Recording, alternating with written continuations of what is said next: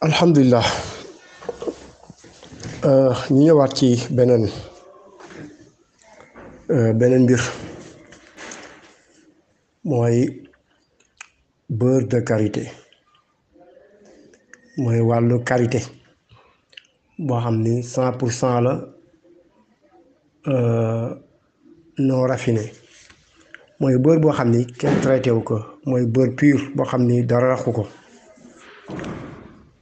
am na ay njariñ yu baree bari surtout njariñ yi nga xam ni ci côté wàllu externe ci wàllu biti ci wàllu yaram moom dafa bokk ci yi nga xam ni daf ko mane day tax sa yaram lu wow soo koy diwoo diw bi nag la ca gën mooy guddi diw bi guddi moo ca gën waaw ba ci diw bopp guddee ci gën surtout dëkk yi tàng yi lépp lu ñuy diw ci karaw lu niin guddee ci gën ndax buñ ko defee bëccëg niinaay bi ak tàngoor wi dafay saaf seeni karaw day dagg karaw. karité nag dafa bokk ci yi nga xam ni baax na lool ci deru yaram day tax der bi du wow surtout boo koy diw guddi boo xëyee nga sangu baax na day dundal deru yaram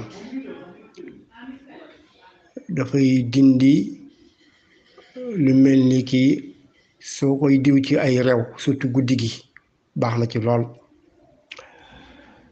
walla sax bébé bi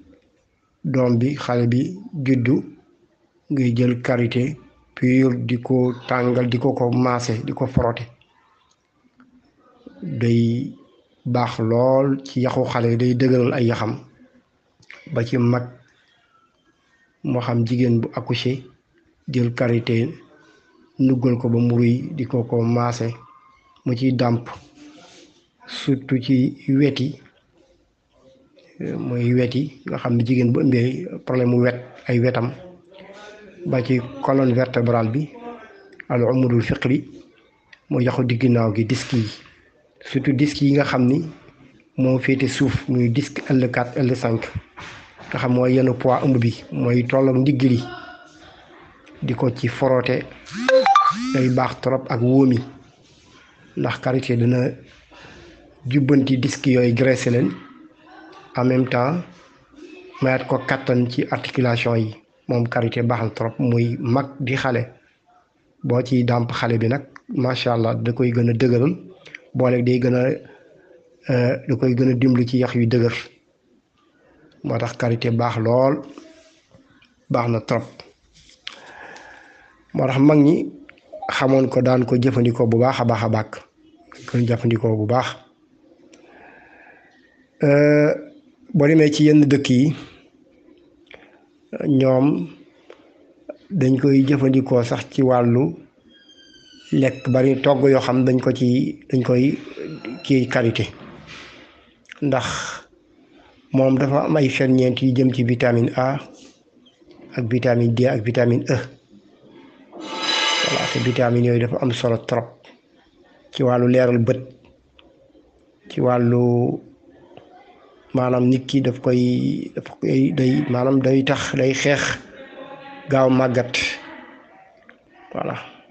maanaam yaram bi mu nit ki mën a am âge bu sori mais boo ko gisee da nga koy teg ndaw doo ko teg âge boobu karité da koy def dafa bokk ci yi muy def moo tax ñi koy utiliser dëgg nekk mag ci âge bu kay boo leen gisee doo leen yóbbu âge boobu ndax karité ay njariñam yu bari waaw moom dafa bokk ci yi nga xam ni am na solo surtout jigéen bi nga xam ni karawam day dagg baax na ci lool karaw nag dañ koy traité damay faral di wax jigéen ñi bari dañuy sonn ci jënd ay diw karaw ngir seen karaw du dagg ñu yëg ni bu ñuy diwoo seeni karaw lay dagg damay wax ni diw surtout diw bopp ci jigéen guddi moo ci gën surtout pays dëkk boo xam dafa tàng ndax bu ko diwoo bu xëyee mu raxas ko lu ci bëri dañu am tawat yoo xam dafay ne ci seen deret dagg seeni karaw mel ni siti ki amee siti bi dagg karawam kooku bu jëlee karité di ko diw ci karawam du ko amal njariñ. day traité siti boobu ndax siti bu ñu fàtte ni moom dafay lekk reenu karaw dafa am ay reen ci biir yi tax muy développé siti bi nag dafay dagg karaw yooyu moo tax léeg-léeg am na ci tawat yu ñu tuddee daa u saala ba nag dañ koy wax ci lof mambataan day mel ni luy leel karaw gi bu dee ci karité bi ginnaaw bu traité siti bi dana gën a dimbaliwaat karaw gi muy sax mën a sax kon baax na lool. baax na ci jigéen bu accouché ba pare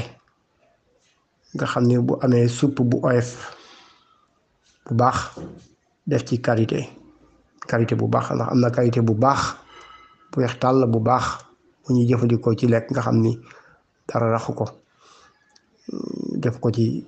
macha allah day raxas biiram dafay nooyalaat day jëlwaat ay cëram kon karité moom bari na ay njariñ trop bari na lool ay njariñ kon moom day xeex lu jëm ci wàllu ay picc ak ay ërëg yooyu baax na ci trop yax yu metti ndigg luy metti yaram buy metti baax na ci ba ci lu jëm ci wàllu jamonoy sedd yu mel ni ay didim yaram buy didim baax na ci lool. moo tax léeg-léeg nit ki mën na jël xeer am na xeer yi nga xam ne ñoo ñuy bombe ay tànk pour tànk yoo xam day xar bomb tànk yi ak xeer boobu noonu xeeru yi ñuy bombee tànk jaaykat yi di ko jaay nga xam ni buñ ko bombee noonu jël karité booy tëdd guddi gi diw ci karité sol ay kawas loolu baax na ci trop day delloowaat da koy delloowaat comme ni meloon macha allah waaw yooyu am na ci solo ba ci jamono yi même wàllu soj jël karité diw ko ci bakkan yi baax na ci trop wala poussière bu bari ngay bañ poussière bi dugg sa bakkan yi ñu la jax nga diwul karité diw ko ci bakkan yi bu ko defee karité bi dafay téye poussière bi du jàll yooyu am na solo kon karité moom bari na ay njariñ trop mi ngi noonu ci gàttal.